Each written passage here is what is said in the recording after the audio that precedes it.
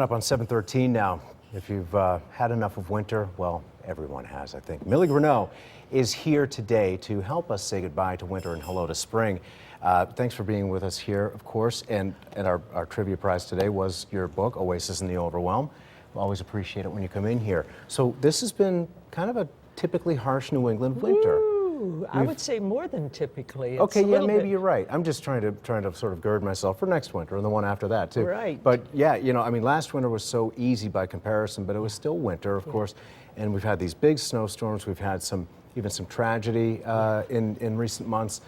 So as we start to say hello to spring, by the way, I want to have you start off by telling us a very unlikely, perhaps, or curious location where you found this nice little bouquet. Well, you know, 2 weeks ago, when we had that other snow, I thought, oh my, will we ever get out of this? And I went out to my driveway after some of the snow melted, and there were these 2 shoots of daffodils coming up. And then it snowed again, and I thought they'll be gone, but I got these yesterday afternoon, right next to my driveway, and look, they're going to come out and maybe be yellow. But they're alive in the bamboo that was just smushed under. Yeah. It's alive. It's starting to come up again. Yeah. You know, and it's interesting because I find that spring is an easy time to get excited because of the warm weather to come. I'm definitely a warm weather person. Yeah. But I also find that it is kind of hard to maintain my patience. And this last storm that we got last Friday, I was really, this last week, really having a tough time with it. Just even though, I mean, first of all, it took me 3 hours to snow blow the driveway. Right.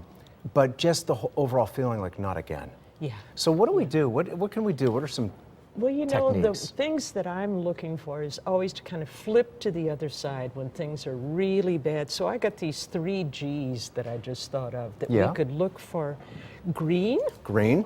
And that means anytime when you go out today, just look for green. Like when I saw this green coming up in the driveway, it was stop and breathe and take it in because it's there and it's growing. And even if it's a green, I painted my toenails green. Oh, really? For St. Patrick's Day. Yeah. I think we'll see a lot of green tomorrow, but maybe the next few days after that. So look for the green, and that's interesting too because we're not only looking to get rid of that white, the snow, but also the sort of the browns that are everything sort of in that winter dormancy. What's our next G? Well, great. When you go to bed at night, before you go in, we can often think of things we haven't done, things that didn't go right.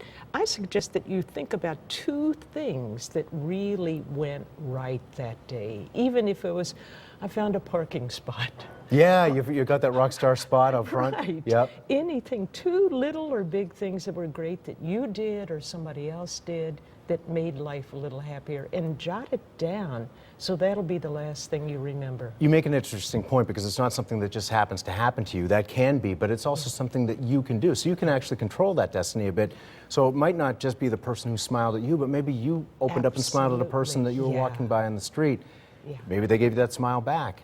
And maybe they didn't, but you could keep on doing it for somebody else. Exactly, the faith of, hey, I'm going to smile to this person, that alone is a great thing, regardless of how they respond to it. And not a fake smile, because people can get that too. Yeah, you know? That's true, But if it's coming from really inside. What's our 3rd G?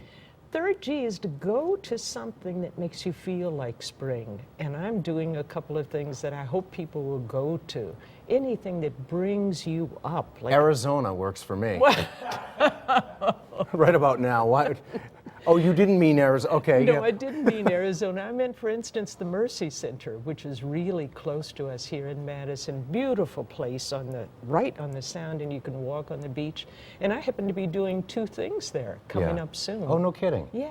Well, we have a few seconds left. Can you talk about those? And I got to tell you, I've never been to the Mercy Center, but I've heard amazing things. You should go. They can let you just walk in. You don't even have to do anything. Just a wonderful place to respite. What do you have coming up? I'm doing one this coming Saturday, mainly for people who have been through a hard winter, and that's all of us. That's everyone, yeah. First responders, parents, educators, just a time to retreat and chill and get back in the groove in a nice way. Yeah. And then in April, early April, I'm doing a whole training that I do in Oasis so that you really get that deep in you. Yeah.